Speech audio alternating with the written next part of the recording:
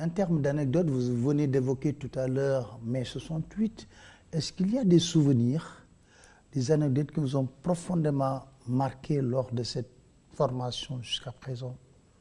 Ah oui, des événements. J'ai eu un professeur de philosophie en terminale qui m'a beaucoup marqué. C'était en français. On était là au collège de Anne, Père Mariste. Et j'ai découvert par la suite que ce professeur de philosophie avait d'abord été prêtre avant de renoncer à l'état sacerdotal.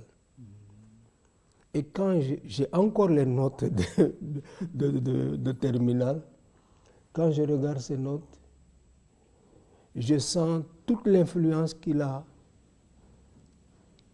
exercée sur moi pour que j'aille dans la voie consacrée.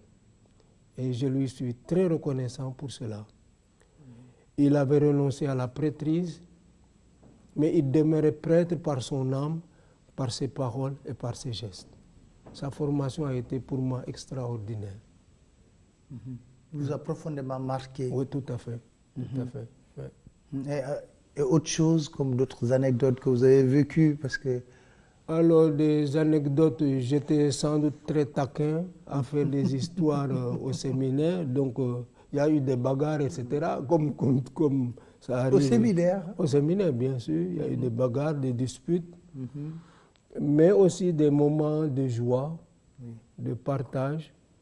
On a reçu les corrections nécessaires, les gifles parfois. Mais j'ai apprécié au séminaire qu'on nous faisait beaucoup aimer la lecture. On était censé avoir lu plusieurs livres pendant l'année dont il fallait rendre compte. Et même pendant les repas, on commençait toujours par la lecture. Jusqu'à la moitié du repas, il y avait l'un d'entre nous qui faisait la lecture dans l'ouvrage jusqu'à ce qu'il soit terminé. On a lu comme ça pendant l'année plusieurs livres qu'on écoutait tous ensemble. Et donc le lien entre ce que l'on mange et la parole qui doit aussi entrer en nous, je trouve qu'il y a un lien formidable. La visite du pape Jean-Paul II, c'est une belle histoire pour le Sénégal quand même. Oui.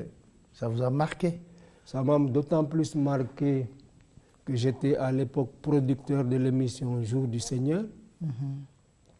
Et que quand le pape Jean-Paul II, qui avait sillonné un peu toute la zone avant d'arriver au Sénégal, quand on a annoncé sa venue, j'ai une anecdote qui me paraît très belle. C'est un instituteur de Rufisque qui m'appelle au téléphone pour me dire j'ai composé un chant pour la venue du pape Jean-Paul II.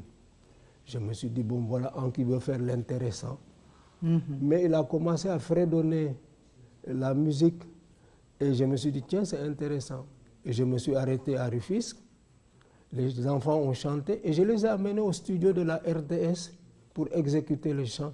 Bienvenue, pape Jean-Paul II, dans ce beau pays, le Sénégal. Nous te recevons dans la joie.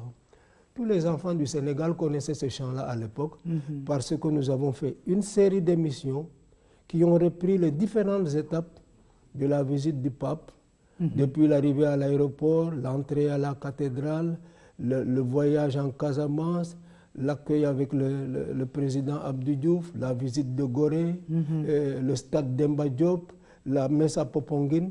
Bref, on a fait toute une série d'émissions autour de la visite du pape Jean-Paul II. C'était un grand événement. Un très grand événement. Oui. Un très grand événement dont nous rêvons toujours d'en avoir également. Ce serait un plaisir d'accueillir encore un pape ici au Sénégal. Alors, Monseigneur, permettez-moi maintenant qu'on aborde la prêtrise.